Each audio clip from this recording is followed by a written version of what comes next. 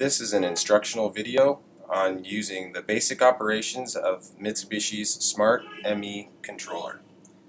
To turn the controller on, just press the off button here to switch it to on.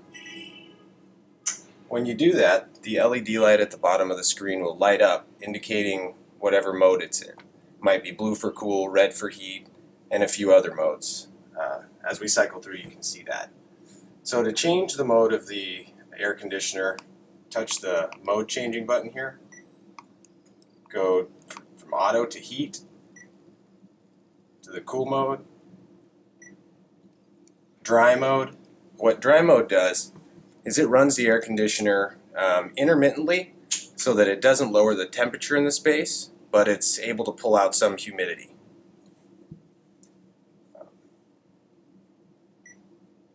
You can go to fan, that's fan only.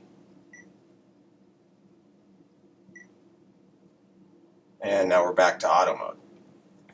So when you're in auto mode, you have a set point there, and the unit will cycle back and forth from heat to cool as needed to maintain whatever temperature set point you have.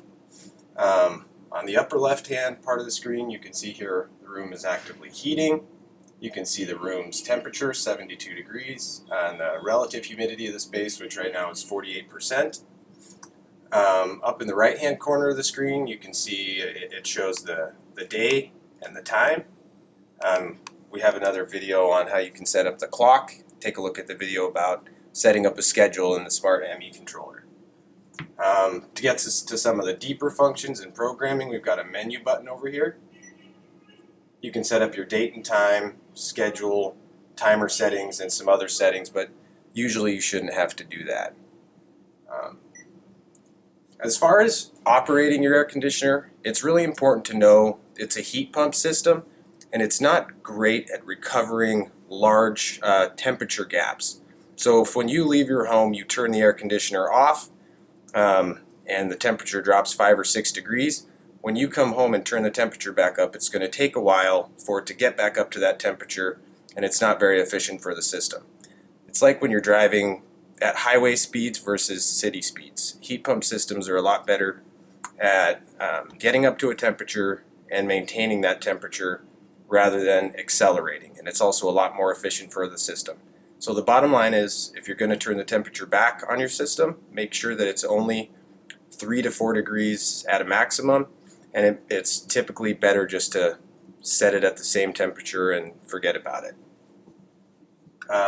If you do not like the LED function, there's an LED button down here. You can turn that,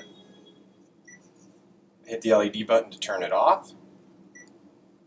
If you want to look at the rest of the functions, there's a few other things you can take a look at. Hit the arrow button on the right hand corner of the screen.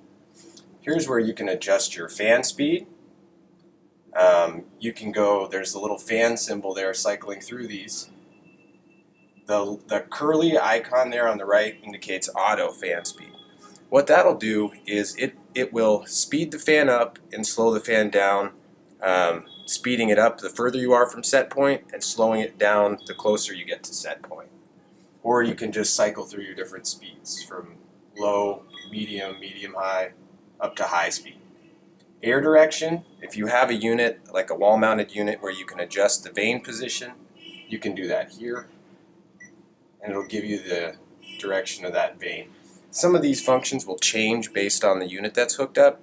So if you have an air conditioner that does not have those features, you're not going to see the functions there on the other side of the screen. To return to your main screen, just press the arrow back.